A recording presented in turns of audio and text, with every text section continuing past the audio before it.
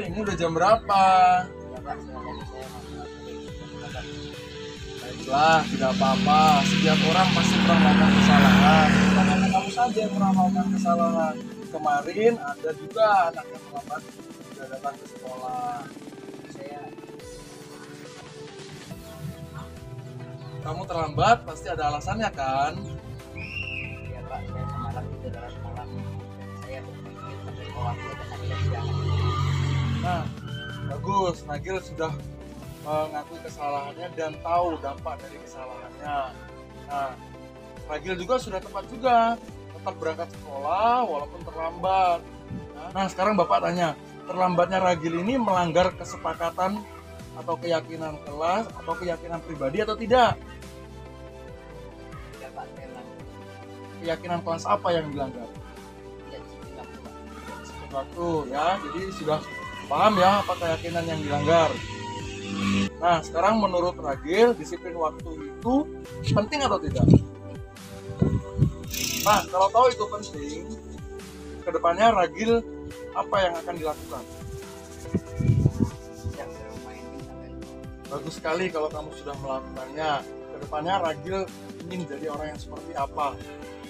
saya menjadi orang yang tinggi dan bertanggung jawab. Baiklah, kalau seperti itu sekarang silakan masuk ke kelas dan mengikuti pelajaran seperti biasa. Nah,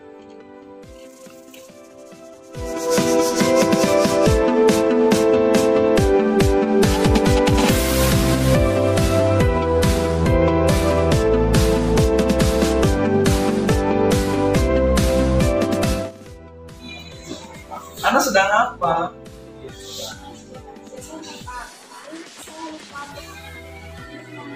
Sepertinya takut dengan Bapak. Coba Anda sekarang berdiri. Jadi gini, bukan hanya kamu yang pernah melakukan kesalahan seperti ini, tidak mengerjakan tugas. Kemarin Bapak lihat ada temanmu juga yang tidak mengerjakan tugas.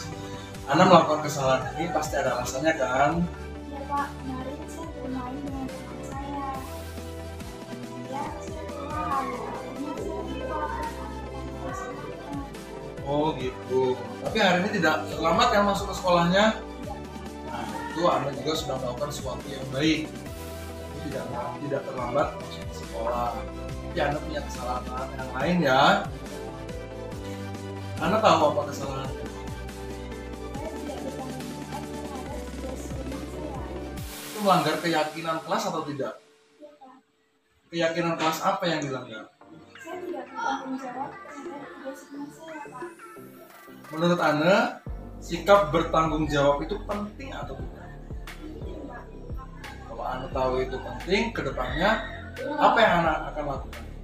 Saya akan menjadi bertanggung jawab terhadap tugas rumah saya. Luar biasa sekali. Jadi nanti kira-kira nih kedepannya Anda pengen jadi orang yang seperti apa? Saya akan menjadi seseorang yang mandiri dan bertanggung jawab terhadap tugas-tugas yang diberikan kepada saya. Nah, kalau Anda sudah tahu apa yang akan dilakukannya, sekarang Anda silakan duduk dan siap untuk mengikuti pelajaran selanjutnya. Ya Pak, terima kasih. Nah,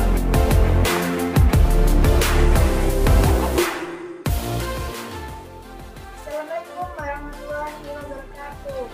Saya Anna Arianti dari kelas 83 SMP Negeri 2 Banjarmargo. Saya merasa senang karena saya tidak dihukum oleh Pak Bram. Saya tidak mengerjakan tugas rumah. Saya hanya dikasih tahu tentang kesalahan saya dan saya diajak untuk memperbaiki kesalahan saya dan diingatkan untuk menjadi anak yang mandiri dan bertanggung jawab. Wassalamualaikum warahmatullahi wabarakatuh. Assalamualaikum warahmatullahi wabarakatuh. Saya Ragil Guntur Haji, siswa dari kelas 8 SMP 2 Banjarmargo. Saya merasa senang karena tidak dihukum oleh Pak Bram karena saya terlambat. Saya hanya dikasih tahu tentang kesalahan saya dan diajak memperbaiki kesalahan saya. Assalamualaikum warahmatullahi wabarakatuh.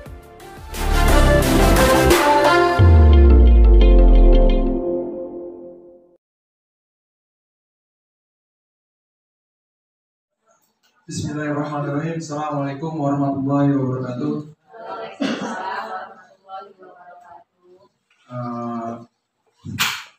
Salam dan bahagia. Asal muasal kata-kata salam dan bahagia ini dari filosofi Ki Hajar Dewantara yang mengatakan bahwasanya kita ini untuk mengajak anak selamat mencapai keselamatan dan kebahagiaan hidupnya. Jadi kita sebagai guru ini untuk membawa anak, menuntun anak kepada sebuah keselamatan dan kebahagiaan yang setinggi-tingginya. Jadi tugas kita sebagai guru itu bukan hanya mengajar, tapi juga mendidik. Jadi di situ ada filosofi Ki Hajar Dewantara. Terima kasih atas kesempatan kali ini saya diizinkan diberi waktu untuk berbicara di hadapan teman-teman yang notabene saya ini masih junior, jadi bukan bermaksud menggurui, tetapi pada kesempatan kali ini saya punya kesempatan lebih dulu bergabung dalam kegiatan guru penggerak. Guru penggerak ini prosesnya tidak susah, hanya mungkin karena kita malas saja, bukan malas, ketakutan, sehingga banyak teman-teman yang masih belum berani untuk ikut bergabung. Saya menyesali kenapa kok saya sendiri yang lulus, itu saja sebenarnya. Karena ketika sendiri itu bingung saya berkolaborasi. Saya hanya bisa berkolaborasi dengan teman di luar sekolah. Dampaknya saya nggak bisa mengembangkan pola yang didapat di sekolah sendiri. Jadi harapan saya ke depan, ayo Bapak Ibu bareng-bareng, kalau bisa di angkatan 8, 9, 10 ini ya ada 5 gitu lulus semua kan, semakin bersemangat kita nantinya. Baiklah, saya di sini akan menyampaikan, selain tugas saya, memang ini kewajiban kami sebagai guru penggerak untuk sama-sama berbagi. Ini bukan hanya tugas, tetapi memang bukan tugas yang harus kami lampirkan di kegiatan CGP, tetapi ini memang sebagai sarana sosialisasi pemerintah lah, mungkin seperti itu, untuk menyampaikan materi yang akan saya sampaikan kali ini. Materi yang akan saya sampaikan kali ini adalah tentang budaya positif. Sebelum masuk ke lebih jauh, di sini saya akan membacakan agendanya. Kita pembukaan, kita membahas pengalaman inti, eksplorasi konsep, dan refleksi. Nanti kita ada refleksi sedikit lah. Nah, dalam kegiatan penggerak, dalam guru penggerak, kita dari awal sudah diajarkan untuk membuat kesepakatan bersama. Jadi kita dalam kelas maupun dengan anak ataupun dengan dewan guru dalam melakukan sebuah kegiatan, kita harus terbiasa bersepakat, menyepakati sesuatu sebelum memulai kegiatan. Kita ini biasa yang kami lakukan, baik secara daring maupun luring. Ya, kita mempunyai kesepakatan tertentu untuk berkegiatan. Yang pertama, ini biasanya kita buat ini kesepakatan secara luring. Ya, mungkin yang pertama mematikan alat dari handphone. Ini tujuannya biar kita sama-sama tidak terganggu. Ya, setelah kita sama-sama sudah memahami. Yang kedua, membuka hati dan siap menerima paradigma baru. Jadi kita harus mengosongkan gelas, mungkin kurang seperti itu bahasa. Yang ketiga, kita bisa menghadiri kegiatan ini secara seutuhnya dengan riang gembira. Jadi jangan tertekan, jangan gak nyaman, nanti kita sama-sama saling sharing. Yang keempat, aktif memberi masukan dan berdiskusi. Ini selalu kami rasakan dan lalui setiap kegiatan, wajib ada kesepakatan. Sebagai pertanyaan pemantik awal, ada pertanyaan sepele, cuman ini kadang-kadang kita bingung menjawab. Yang pertama, bagaimanakah Bapak Ibu sekalian memandang murid. Jadi bagaimana kita memandang murid? Murid itu siapa? Apa sih yang harus kita lakukan dengan murid? Ada yang bisa membantu untuk menjawab pertanyaan ini? Apakah pandangan Bapak Ibu tentang murid? Atau belum ada gambaran? Jadi ketika kita di kelas, bagaimana cara kita memandang murid? Murid itu sebagai objek atau sebagai subjek? Atau kita memandang murid itu sebagai sesuatu yang harus kita suapi, atau sesuatu yang harus kita gugurkan kewajiban ketika hanya untuk ketemu mereka? Nah, ini paradigma yang ingin saya tanyakan. Bagaimana cara kita memandang anak? Mungkin ada yang bisa menyampaikan, Pak Mubes, bagaimana cara Bapak memandang anak itu bagaimana kira-kira?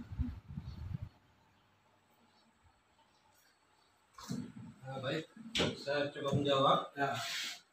Kalau saya memandang murid itu ibaratkan sebuah gelas kosong yang harus diisi.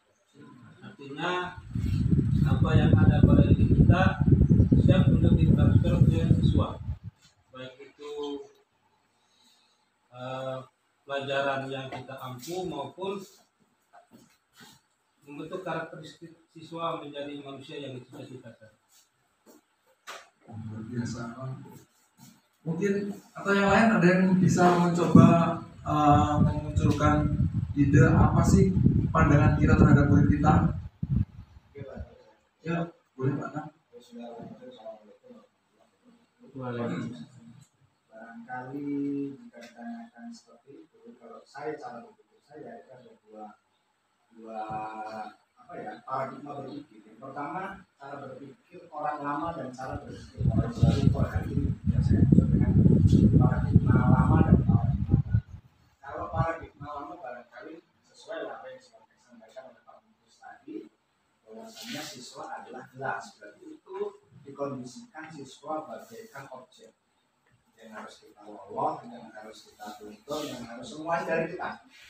Tapi per hari ini ternyata sudah ada pergeseran paradigma berpikir seorang pendidik mestinya bukan hanya sebagai objek, tapi sebagai subjek.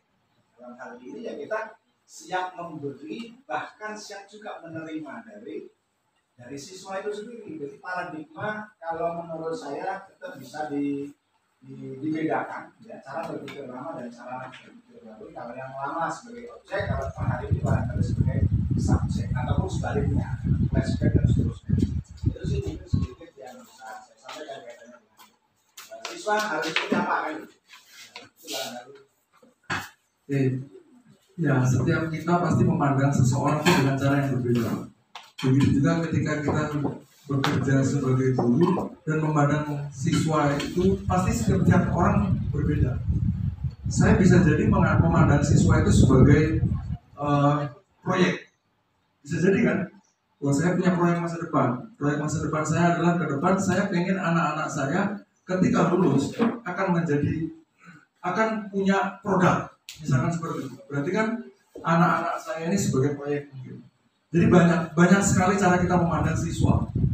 Nah, memang seharusnya kita tidak bisa memandang siswa itu dengan sebelah mata. Artinya dengan satu pemikiran kita sendiri. Nah, kita perlu mencoba mencari sesuatu yang baru dalam memandang siswa. Ada pertanyaan kedua, apakah yang Bapak Ibu ketahui tentang konsep pendidikan menurut KHD? Atau kalau mungkin ini kita masih mengambang, mungkin kita biasa mendengar ada filosofi Ki Hajar Dewantara, ada trikon itu ya, ing ngarso Suntorodo, ing madya Mamokarso, Uri Handaya.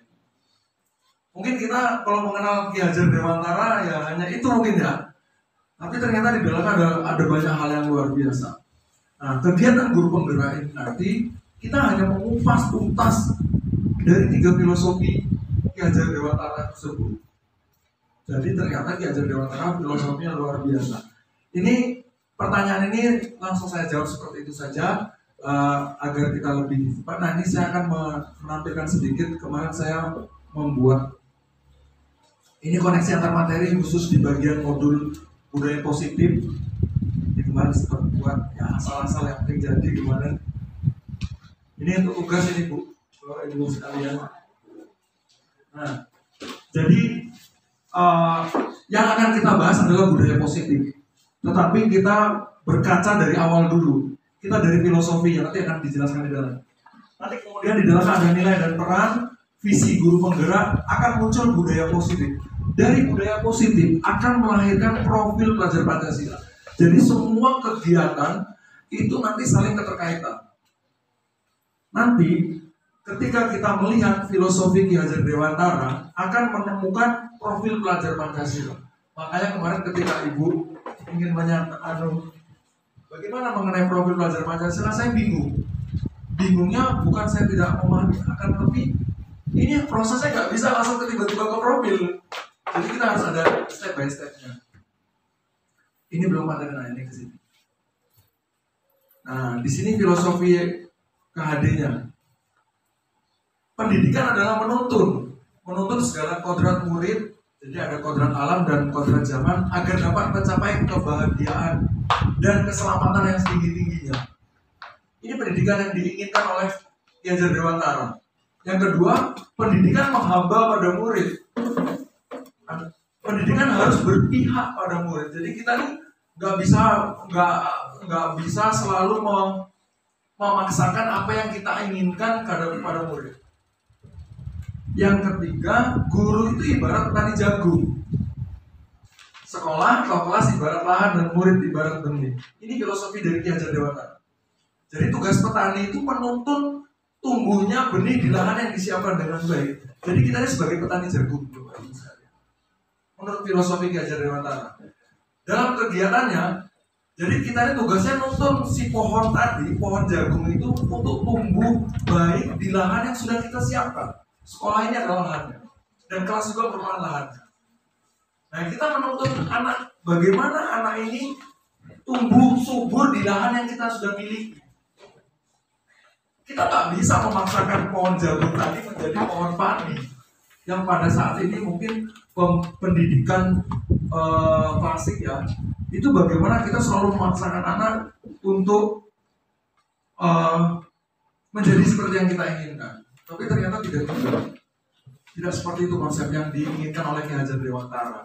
Kita bisa menjadikan pohon jagung subur dengan panen super, tetapi kita tidak bisa menjadikan pohon jagung ini berbuah nangka. Mungkin seperti itu, atau berbuah padi. Nah, ini yang diinginkan oleh Ki Hajar Dewantara. Jadi filosofinya begini. Nah, saya ulangi kembali, pendidikan adalah menuntun. Karena tugasnya menuntun itu ya hanya menuntun. Berarti siswa itu sebagai orang yang kita tuntun, mengikuti kodratnya. Sekarang ini ada 2 kodrat. Sebagai contoh, kodrat alam itu lingkungan sekitar. Kita melihat lingkungan sekitar di Tulang Bawang dan Banjarmargo, Purwajaya pada khususnya. Nah, lingkungan ini yang harus kita bawa, kita sesuaikan dengan kondisi anak, lingkungannya. Yang kedua adalah kodrat zaman. Zaman sekarang udah zaman teknologi, tapi kalau kita masih, mohon maaf sebelumnya karena saya juga masih menggunakan pembelajaran klasik, mungkin kita masih sistem lama yang digunakan. Padahal sekarang sudah ada teknologi. Ini senada dengan, saya pernah berbincang dengan Pak Anies, kata beliau, ya ini agak sulit kita terapkan, mengimbangi kodrat zaman, karena kita di sekolah tidak diizinkan untuk membawa handphone. Jadi untuk berkolaborasi dengan bagian itu masih agak sulit. Ya mungkin nanti kita perlu membuat sebuah komunitas belajar untuk dewan guru, komunitas praktisi. Kita membentuk bagaimana sih kita membuat strategi, walaupun anak-anak tidak bawa HP, tetapi kita bisa menerapkan teknologi. Nah, ini pelan-pelan saya siap untuk membantu Bapak Ibu mungkin membuat media pembelajaran dalam bentuk apapun. Saya siap bantu kapanpun juga. Yang penting kita sama-sama belajar. Makanya nanti ke depan, mungkin di minggu depan atau sekarang sudah mulai saya ingat, saya punya rencana membuat komunitas praktisi untuk kita bersama-sama, yuk siapa yang pengen membuat media pembelajaran berbasis TIK. Ini insya Allah nggak sulit. Media yang saya coba tawarkan hanya Canva sih. Di sini Bu Yeni sudah Canva level 2 kayaknya waktu itu. Saya baru kan kelas 1 Bu. Saya kan 1 juga ya. Ya. Tapi kalau nggak kita coba-coba lupa juga saya karena ini buat ini pakai Canva Bapak Ibu. Jadi seperti video, ini bisa kita kasih musik, ini boleh pakai Canva. Ini pembelajaran di kelas sangat mudah. Ini ada template, tinggal ganti-ganti doang. Nanti saya pengen membuat komunitas praktisi. Siapa saja bisa jadi peserta dan jadi ketuanya nanti siapa nanti saya buatkan. Nggak harus saya, maksudnya teman-teman kita nanti membuat media pembelajaran pelan-pelan. Saya pernah mencobakan ini kemarin di kelas. Anak-anak tuh malah gak usah istirahat Pak katanya. Waduh, mau istirahat gimana? Begitu. Terus kemudian saya pancing bagaimana kalian mencoba buat Bapak pandu kemudian diupload di TikTok semangat. Kemarin hanya saya pancing alhamdulillah. Berarti ada sesuatu yang bisa kita perbaiki. Kalau emang nggak bisa baik pun mungkin anak-anak kita suruh buat nanti diupload di TikTok bisa untuk belajar bareng-bareng. Saya sudah punya materi yang saya anak-anak buat dan saya juga buat, saya upload di TikTok. Ternyata yang merespon banyak. Salah satu videonya itu sudah ada yang sampai 2.000-3.000 yang melihat. Artinya memang ada respon positif dari masyarakat umum. Mungkin itu. Ini salah satu gambaran kecil saja yang mengenai tadi pertanyaan tadi. Saya akan kembali ke materi yang di sini karena fokusnya adalah budaya positif yang untuk disampaikan. Nah, ini ada pertanyaan pemantik lagi Bapak Ibu sekalian. Apakah Anda setuju dengan pertanyaan ini? Hukuman dapat mendisiplinkan anak. Mungkin boleh memberi respon. Setuju nggak? Kita menghukum anak itu dapat mendisiplinkan anak. Tergantung. Ya, jawabannya tergantung. Karena anak-anak itu kan sama dengan kita. Ada setahu menurut saya siswa itu kan sebagai bintang dan semua benar dikatakan Pak Chris, Pak juga. Tapi menurut saya kalau sudah SMP itu 14 dia sudah hampir penuh lah. Ya. Tinggal kita menyampaikan dasar-dasarnya mereka udah tahu. Nah, kemudian berhubungan dengan apakah Anda setuju dengan pernyataan yaitu hukuman mendapatkan dapat mendisiplinkan anak. Maka saya katakan tergantung karena itu berbeda-beda. Ada yang memang hukuman itu dapat mendisiplinkan anak, istilahnya mereka kapok atau hukumannya juga tergantung hukumannya yang sifatnya politik, ya seperti sanksi. Mungkin ya kalau anak yang sudah daplok banget yang orang tuanya memang sudah menyerahkan ke sekolah ke guru gitu. Ya ini hukuman dapat mendisiplinkan anak ini memang menjadi pertanyaan yang sangat besar bagi kita semua ya Bu, Bapak Ibu. Karena memang ini ya seperti pisau bermata dua ya. Terkadang hukuman ini bisa menjadi efek positif dan bisa menjadi efek negatif. Oke. Yang kedua, memberikan hukuman dengan hal positif seperti membaca atau membersihkan halaman sekolah dapat meningkatkan disiplin anak. Mungkin sebagian dari kita melakukan hal ini ya Bapak Ibu sekalian. Yang ketiga, memberi penghargaan, reward dapat meningkatkan motivasi belajar anak. Bagaimana menurut pandangan Bapak Ibu? Adakah yang menolak? Yang poin 3, memberi penghargaan dapat meningkatkan motivasi belajar anak. Tergantung juga. Kalau anaknya memang yang sudah layak diberikan reward, dia memang akan semakin semangat. Tetapi bagi anak yang cuek, yang biasa saja, saya rasa Nggak pengaruh ya? Iya. Oh iya. Ini pertanyaan pemantik 3 ini waktu kemarin kami dapat materi ini saya kaget juga. Ini kan mungkin kita semua akan setuju dengan pernyataan-pernyataan. Mungkin nanti di materinya kita akan sedikit tambah belajar. Yang pertama kita akan membahas tentang disiplin positif dan nilai-nilai kebajikan universal. Oke. ini ada sebuah game paradigma, perubahan paradigma. Ada A dan B, Anda dengan nama Anda. Sobeklah tarik kertas kecil, tuliskan benda. Oke, saya rubah saja konsepnya biar lebih mudah. Bapak Ibu boleh pegang sesuatu yang ada di hadapannya, terserah apapun, digenggam,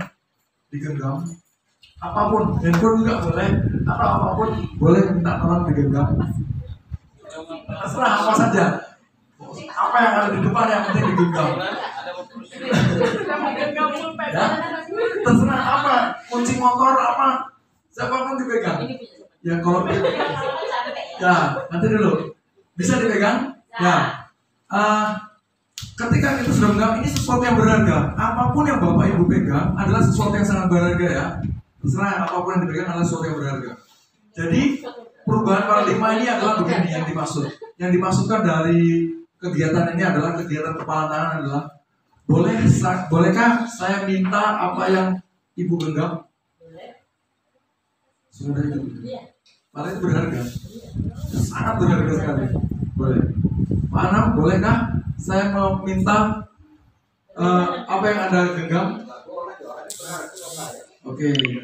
Misalkan begini Pak, saya akan minta itu, tetapi nanti gini, bagaimana pulang dari sini kita makan? Kita makan di Soponyono deh. Tapi nanti setelah makan itu saya minta apa yang Bapak genggam, boleh atau tidak? Nggak boleh juga. Misalkan saya akan membujuk Bapak sedemikian rupa, gimana caranya agar Bapak memberikan itu? Apakah Bapak akan memberikan? Tidak akan memberikan. Kenapa? Ya karena yang bisa menggunakan ini hanya saya. Ya. Dalam kapasitas saya, dalam pengertian saya. Ya. Jadi orang lain takut ketika orang lain yang mereka takut. Ya. Dia akan jatuh ke tangan kedua kaca. Mungkin Bu Astuti kira-kira boleh nggak saya ambil? Saya minta, nggak boleh. Dengan rayuan apapun nggak bisa. Ya makanlah pulang dari sini. Nggak bisa. Tetap nggak bisa. Ternyata ya kan berharga. Saya katakan ini sangat berharga. Kalau sesuatu yang berharga bisa nggak dilepas? Boleh nggak saya minta? Pak Mubis boleh nggak? Berharga loh nih Pak Mubis. Jangan. Pak Anies itu kalau saya mengatakan jangan kata Pak Anies. Ya. Nah ini di sini ada, kita akan merubah dari konsep. Begitu juga dengan nanti mungkin sudah ada materi dulu. Oke.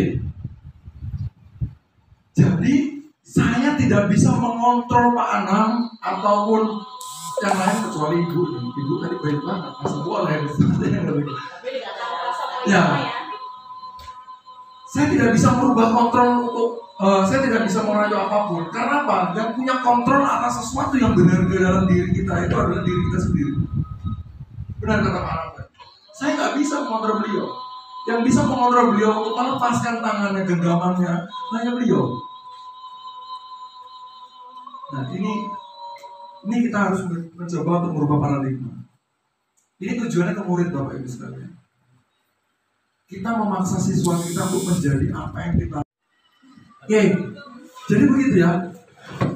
Kita tak akan bisa merubah apapun kecuali anak itu yang mempunyai keinginan untuk merubahnya. Ternyata mungkin ibu tadi langsung bersedia karena mungkin ibu percaya dengan saya untuk mengontrolnya. Mungkin ibu tadi punya kepercayaan lebih kepada saya. Saya percaya ini dengan Pak Bram. Jadi apapun yang akan saya lakukan, yang saya serahkan ini, saya percaya bahwasanya Pak Bram nanti bisa melakukan yang terbaik untuk saya. Kecuali itu Bapak Ibu sekalian. Tapi sekarang ini tidak semua siswa itu bisa dengan sepenuh hati mempercayai kita. Karena mereka kan sampai hari ini dengan konsep yang pendidikan yang saat ini, anak-anak itu masih dalam jalur ditekan, dipaksa untuk mengontrol dirinya tadi. Jadi begitu. Ini saya kalau ceritakan nanti panjang banget Bapak Ibu sekalian. Tapi ini pelan-pelan aja. Kita akan mencoba membaca perubahan paradigma teori kontrol. Kita mau melihat ilusi kontrol. Ilusi guru mengontrol murid. itu tadi ilusi ya, sebagai contoh kita bagaimana kontrol.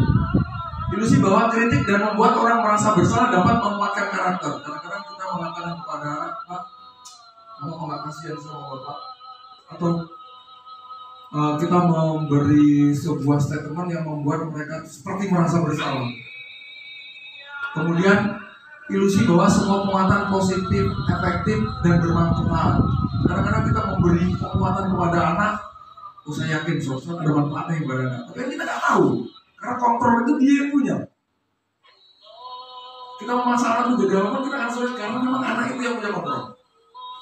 Ilusi bahwa orang dewasa memiliki hak untuk memaksa.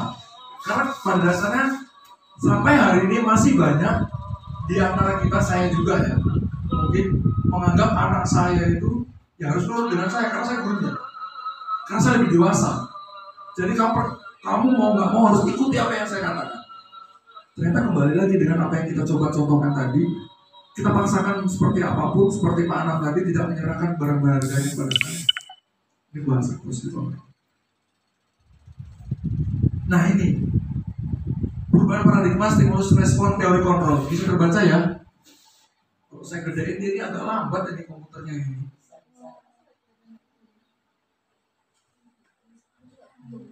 Bukan ya? Ya agak lambat. Cuma bisa nanti.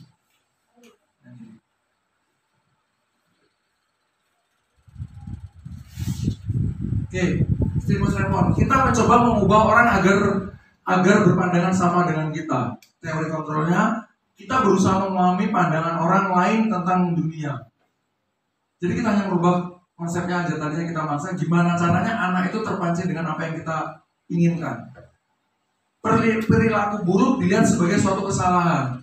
Padahal semua perilaku itu memiliki tujuan. Kadang anak-anak tuh bandel, jadi punya tujuan. Dia mungkin cara belajar dia bisanya seperti itu. Kadang-kadang anak-anak ini sampai tidur gitu kan, atau sambil mainan dia bisanya belajarnya. Karena ya setiap anak pasti punya gaya belajar masing-masing. Kadang kita kesel sih, kadang kita kesel. Nanti di sini ada teknik seperti apa yang harus kita lakukan. Orang lain bisa mengontrol saya yang kita stimulusnya. Teori kontrolnya, Anda tidak bisa mengontrol orang lain. Ya, kita tadi yang saya katakan, saya tidak bisa mengontrol Pak Anam untuk melakukan seperti apa yang saya mau. Memaksa ada pada saat bujukan gagal. Jadi kalau kita membujuk gagal itu kita harus paksa. Kolaborasi dan konsensus menciptakan pilihan-pilihan baru. Ketika kita bicarakan pasti akan menemukan pilihan baru. Model berpikir menang atau kalah. Nah, di dalam guru penggerak ini kita ini nggak pernah diperbolehkan mengatakan saya memiliki kekurangan. Jadi nggak boleh. Jadi nggak ada namanya menang kalah. Ya menang. Mohon maaf atas segala kekurangan saya itu nggak boleh, Pak. Karena apa? Sesuatu yang sudah kita katakan itu akan menstimulus otak kita. Berarti kita selalu punya kekurangan terus. Kenapa nggak kita mengatakan bahwasanya kita punya kelebihan yang bisa kita maksimalkan untuk mempengaruhi orang lain dalam kebaikan lagi? Seperti itu. Oke, disiplin positif ini terlihat nggak ya? Mungkin terlihat ya. Anda tidak bisa mengontrol orang lain. Makna disiplinnya, belajar kontrol diri dengan menggali potensi kita agar mencapai tujuan mulia, yaitu sesuatu yang menjadi seorang yang kita inginkan berdasarkan nilai-nilai yang kita hargai. Jadi kita ini daripada kita memerintah seseorang untuk berlaku baik, mungkin seperti itu ya. Tapi lebih baik kita mencontohkan. Kadang-kadang ya saya juga sampai hari ini mungkin nyuruh anak, siapa nggak dibiarin gitu kan. Ternyata ini salah ini Mas, sangat salah. Karena kalau kita katakan seperti itu, ketika dia memang tidak bisa melepas kontrol yang ada di tangannya, dia nggak akan lakukan itu. Kalau melakukan dengan terpaksa, kalau terpaksa ya hanya hari itu, seterusnya tidak akan dilakukan. Tapi ketika melihat pembiasaan positif yang kita lakukan, setelah kita menyampaikan ke anak, kemudian kita sambil melakukan, insya Allah itu akan terjadi perubahan. Ini yang dimaksud. Tapi sampai hari ini saya aja masih melakukan hal yang negatif seperti itu. Semua perilaku memiliki tujuan. Yang pertama, ya anak kita misalnya disiplin. Pak Bram ini kalau ke sekolah sengaja berangkat pagi nih, karena takut kelasnya di kepala sekolah. Jadi saya disiplin itu karena saya takut dihukum. Hukumannya apa ya? Ibu kepala sekolah masuk kelas saya. Jadi disiplin saya itu bukan karena hati, bukan karena sesuatu yang muncul dari dalam hati saya, jiwa saya, keinginan saya sendiri, tetapi karena ada motivasi dari orang lain. Motivasinya apa? Takut dihukum. Atau motivasi kedua mendapat reward. Wih, berapa sekarang rajin loh berangkat sekolahnya, ini reward. Tapi bukan karena hati lagi. Yang ketiga untuk menghargai diri sendiri. Nah ini, ketika kita melakukan sesuatu hal yang positif, itu ketika kita tunjukkan untuk diri kita sendiri, insya Allah muncul sebuah kebaikan. Nah, kebaikan tersebut akan memunculkan nilai-nilai kebajikan universal. Artinya nilai-nilai kebajikan yang terbiasa ada. Jujur, disiplin, bertanggung jawab, bisa dipercaya. Nah, itu nantinya akan menjadi keyakinan kelas. Di kelas itu kita kalau mengatakan anak-anak buang sampah pada tempatnya, itu ya perintah. Jadi anak takut, ya ini diperintah saya. Bagaimana kalau kita ganti konsep tulisannya? Anak-anak, jagalah kelas kita agar tetap bersih. Kan berbeda, walaupun tujuannya sama, untuk menjaga kebersihan kelas. Karena kata-kata jangan tadi, mungkin Bapak Ibu yang sudah banyak belajar parenting ya, penggunaan kata jangan ini ternyata banyak berdampak negatif ya. Begitu. Ini konsep-konsepnya.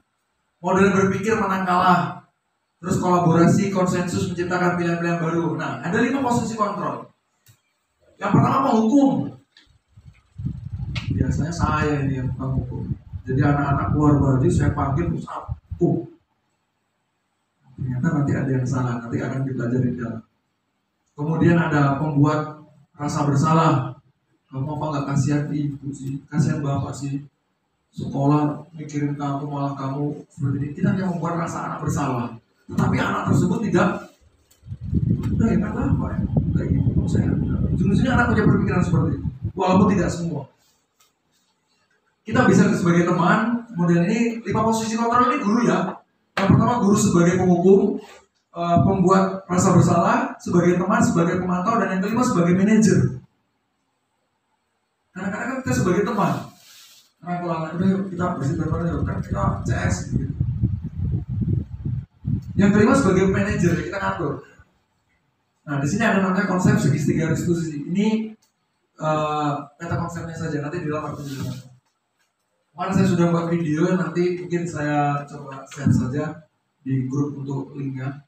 Saya pernah buat video tentang segitiga restitusi, bagaimana kita menyelesaikan anak yang bermasalah. Kemudian ada realitas kebutuhan kita berbeda. Kita berusaha memahami pandangan orang lain tentang dunia. Setiap orang memiliki gambaran berbeda. Ya, kita memaksa orang untuk menjadi sesuatu, padahal belum tentu dia ingin menjadi sesuatu tersebut. Karena ada 5 kebutuhan dasar manusia. Yang pertama bertahan hidup. Kita memang nggak bisa pikir, mungkin kita sangat bodoh, tapi kita punya jiwa berpikir seperti hewan, yaitu bertahan hidup. Gitu. Yang kedua penguasaan, kita menguasai sesuatu. Yang ketiga kasih sayang dan rasa diterima. Kita pengen kan disayang dan diterima begitu. Yang kelima kesenangan, dan yang terakhir kebebasan. Ini anak. Kita harus memahami anak dengan banyak pola. Nah, di sini ada makna disiplin. Ternyata disiplin itu artinya belajar, Bapak Ibu sekalian.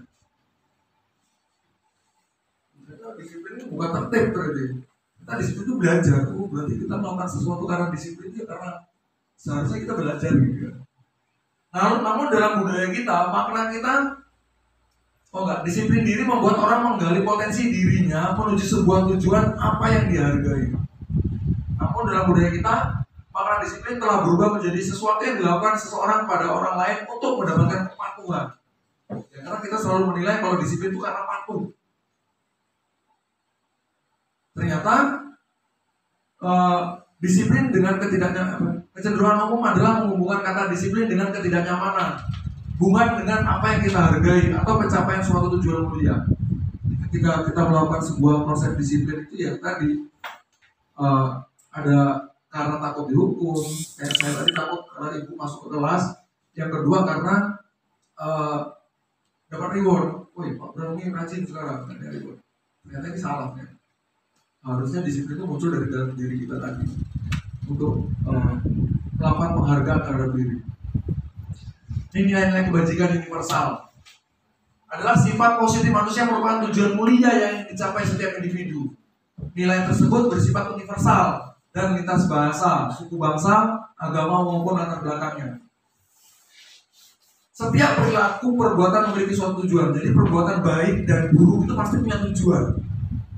Mau kita lihat penjahat itu melakukan pembunuhan misalkan, pasti ada tujuannya. Nah berarti kita harus menghargai sebuah prosesnya. Dengan mengaitkan nilai kebajikan yang diyakini seorang, maka motivasi intrinsik dari dalam dirinya akan terbangun. Kita meyakini sebuah nilai-nilai kebajikan, menggerakkan motivasi diri dalam untuk dapat mencapai tujuan mulia yang diinginkan. Nilai-nilai kebajikan yang ingin dicapai setiap anak Indonesia kita kenal dengan profil pelajar Pancasila. Ini adalah profil pelajar Pancasila yang nantinya diharapkan setelah dari budaya positif akan bermuara pada profil pelajar Pancasila. Muara akhirnya beriman bertakwa kepada Tuhan Yang Maha Esa dan berakhlak mulia. Ini lengkap banget Bapak Ibu sekalian. Buang sampah pada tempatnya ini masuk ke dalam kategori yang pertama ternyata. Yang kedua, mandiri, bernalar kritis, berkebinekaan global, bergotong royong, kreatif. Ini kalau diingat-ingat benar kata Ibu, sebenarnya kita sudah melakukan, tapi kita tidak tahu apa namanya. Ini sempat saya buat nyanyian dengan anak-anak, ya untuk merekam saja, biar saya ingat pernah melakukan itu tidak aja. Mungkin Bapak Ibu nanti kalau pengen menghafal dengan cara yang mudah. Beriman, bertakwa kepada Tuhan Yang Maha Esa, dan berakhlak mulia, mandiri, bernalar kritis, berkebinekaan global, bergotong royong, kreatif. Ini bukan Pancasila, tapi profil pelajar Pancasila. Kalau Pancasila kan hanya di profilnya untuk pelajar. Nah ini teori motivasi. Motivasi eksternal, perilaku manusia untuk menghindari ketidaknyamanan hukuman apa yang akan terjadi apabila saya tidak melakukannya. Ini motivasi eksternal dari dalam diri, dari luar. Untuk mendapatkan imbalan dari orang lain, apa yang akan saya dapatkan apabila saya melakukannya. Jadi ini motivasinya gitu. Kalau saya melakukan kena hukuman, ya apa yang terjadi pada diri saya. Ternyata ada motivasi yang kedua tadi yang kita bahas. Ada dari luar juga, reward apa yang akan saya dapat. Jadi kalau udah dapat reward terus ngapain? Yang ketiga, motivasi internal, tujuan disiplin positif itu adalah untuk menghargai diri sendiri. Saya akan menjadi orang yang seperti apa apabila saya melakukannya. Jadi ketika kita melakukan sebuah konsep yang disiplin yang lama, jadi apa saya nantinya? Kalau saya tidak melakukan ini, maka jadi apa saya nantinya? Jadi itu yang dimaksud dalam teori motivasi ini. Motivasi kita apa dalam melakukan sesuatu? Yang tepat adalah yang ketiga, untuk menghargai diri sendiri. Kata KHD, merdeka itu tidak hanya terlepas dari perintah, akan tetapi juga cakap membuat pemerintahan sendiri. Jadi kita mungkin kayak saya masih terbiasa memerintah anak. Kenapa nggak saya coba memerintah diri saya untuk melakukan sesuatu? Mungkin seperti yang kita setelah Ki Hajar Dewantara.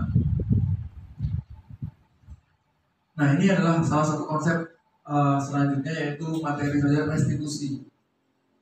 Ya, ini menciptakan kondisi bagi murid untuk memperbaiki kesalahan mereka, sehingga mereka bisa kembali pada kelompok mereka dengan karakter yang lebih kuat. Restitusi juga merupakan proses kolaboratif yang mengajarkan murid untuk mencari solusi untuk masalah mereka dan membantu murid berpikir tentang orang seperti apa yang mereka ingin menjadi, tujuan mulia dia apa ke depannya, dan bagaimana mereka harus memperlakukan orang lain. Oke, nanti saya akan kasih contohnya saja mengenai restitusi. Karena kalau membaca ini saya kemarin nggak nyambung, saya baca berulang-ulang masih bingung. Karena ketika sudah lihat contohnya lebih mudah nanti.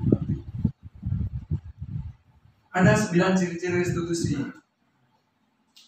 Restitusi ini strategi kita dalam melihat ada anak bermasalah. Ini contoh sepele aja. Ada anak bermasalah, bagaimana cara mengatasi anak yang bermasalah.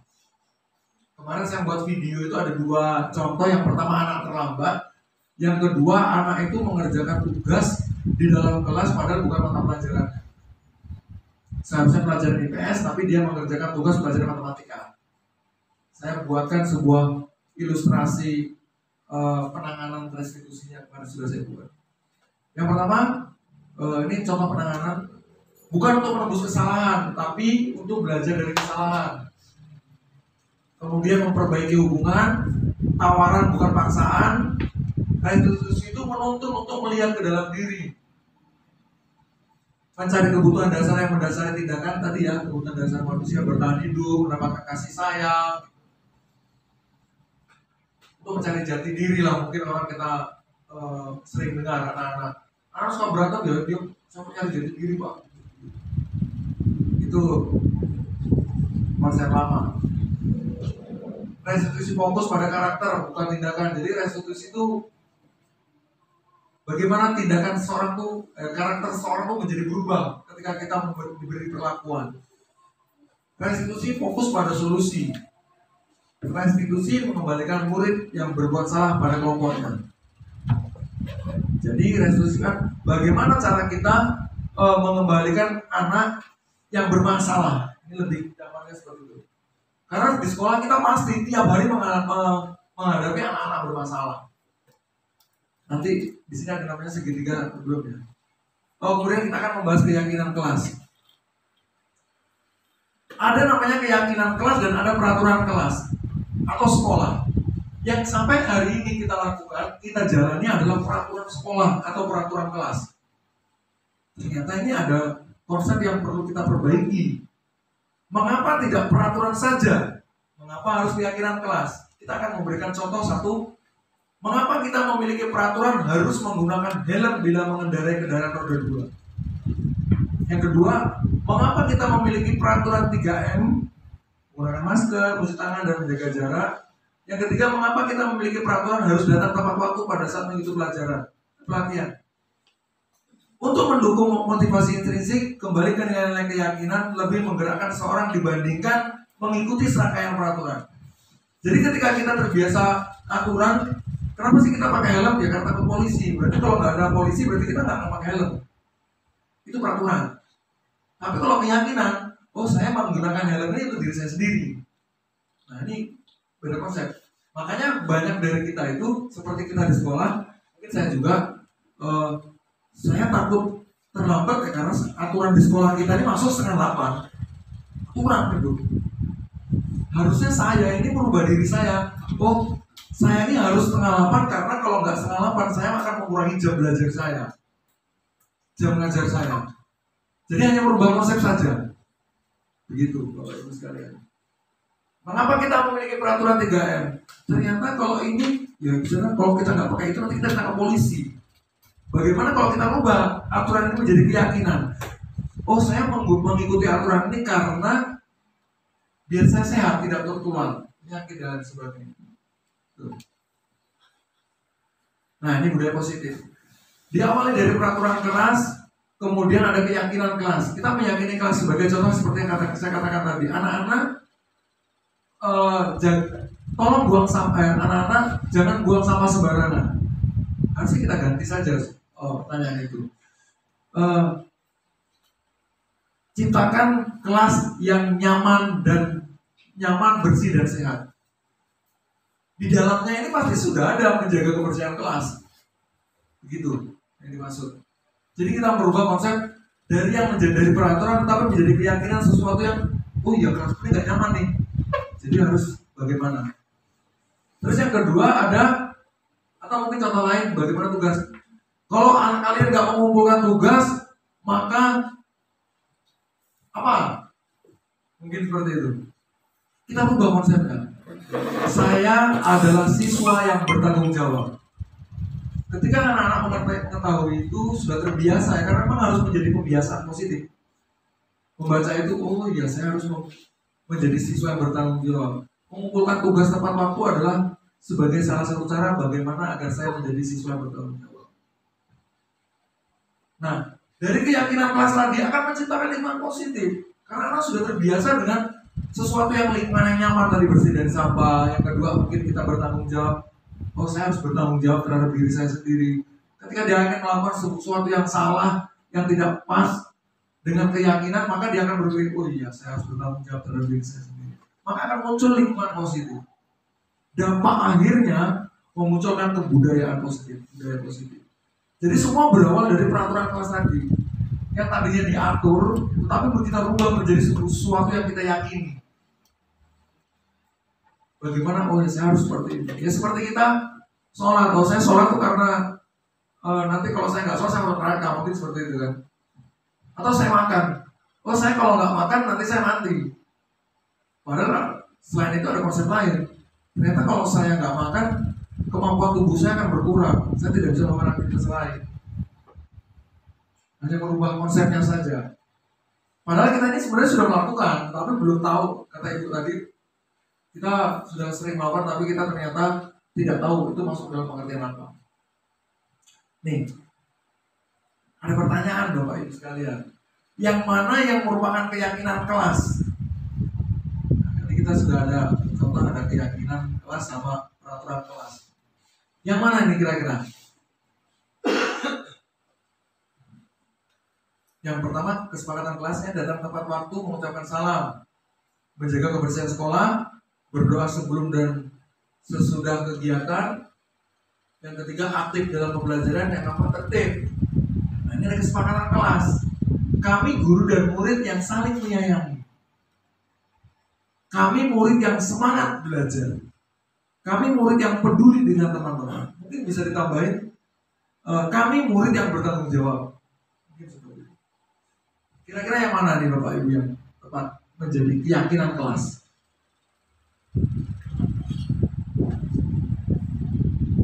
Karena gimana, Bu Siska? Maksudnya spasinya sedikit. Bukan kanan atau kiri bagaimana? Oh yang TK atau yang bukan TK gitu aja ya? Yang ini ya mungkin ya? Atau yang ini? Yang mana kira-kira yang kita bisa masukkan ke dalam keyakinan kelas? Ini sesuatu yang harus kita yakini ya. Yang lebih nyaman kira-kira. Mana ini? Yang anti yang ini? Yang ini? Yang ini ya? Yang kesepakatan kelas yang ini ya? Kenapa kok yang ini Bu kira-kira? Maka kalau hasil satunya ribut, merasa itu terganggu, itu berarti nggak saya. Kalau saling menyayangi pasti akan saling ada sesuatu lain. yang kedua nih, kami murid yang semangat belajar. Nah, ini seperti bertanggung jawab tadi tidak masuk. Jadi seperti misalkan ada tugas tuh, saya harus semangat untuk mengerjakan begitu Bu ya. Ya kan harus semangat tuh ya ada tugas. Ada sesuatu yang diperintahkan oleh guru, berarti saya harus bersemangat menyelesaikannya. Murid yang peduli dengan teman, jadi mungkin di kelas ini sangat baik ini siswa-siswanya ya. Ya, ternyata yang menjadi keyakinan kelas yang benar itu adalah yang benar yang dikatakan oleh Tuhan. Ini seharusnya kita melakukan ini kepada anak. Nah, nggak bisa bagaimana Pak? Kita bisa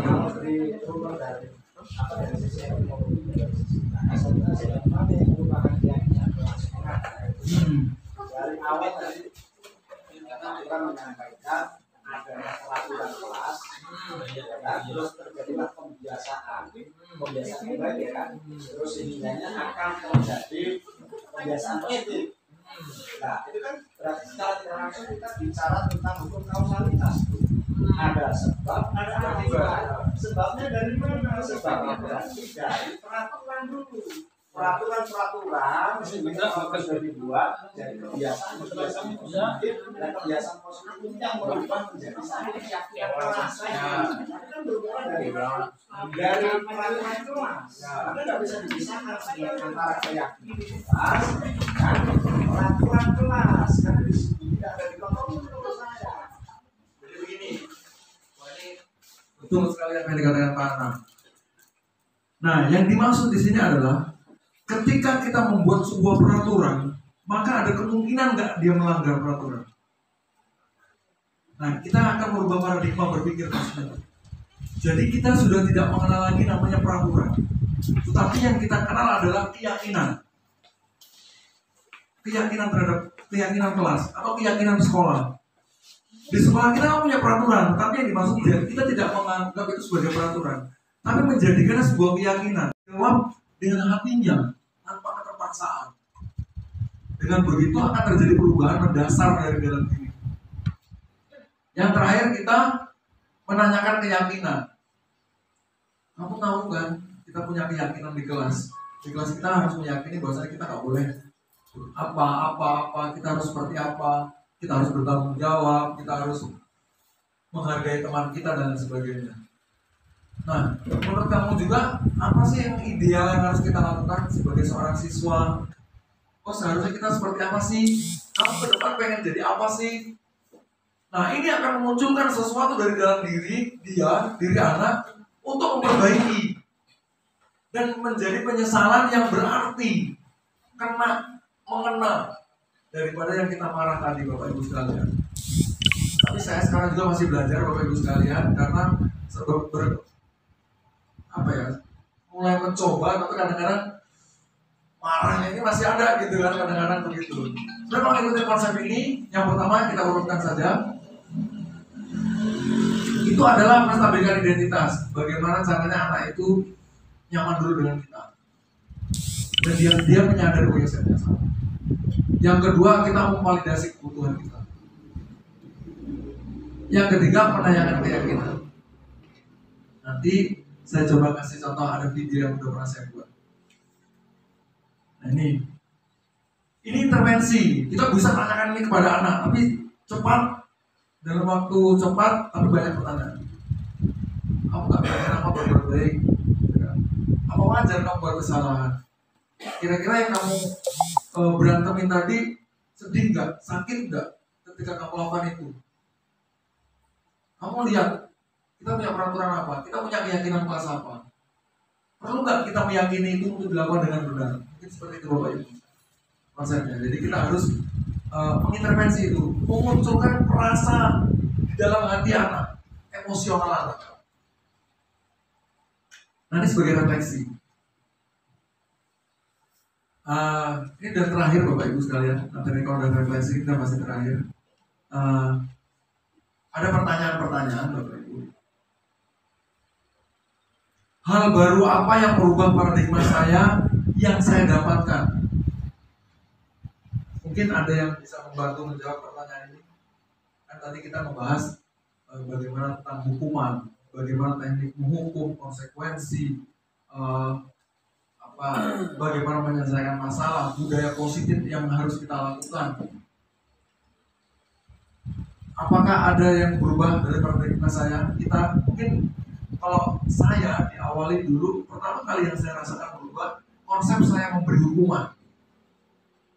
Konsepnya, ternyata selama ini saya tidak memberikan konsekuensi, tapi selama ini saya memberikan hukuman. Mungkin Bapak Ibu ada yang merasa, ada yang ingin memberi penambahan tentang hal baru tentang paradigma yang berubah. Nanti materi ini saya bagikan untuk ditambah baca-baca. Ada yang mungkin ingin menambahkan? Atau kita ke pertanyaan kedua? Perasaan saya apa? Gimana Bu? Ya, dengan adanya sosialisasi dan pengumuman sekarang, saya sebagai di sini mengharapkan semua guru mempunyai niatan untuk mengubah dari pertama yang baik mengajar maupun seperti tadi menghukum menjadi konsekuensi gitu.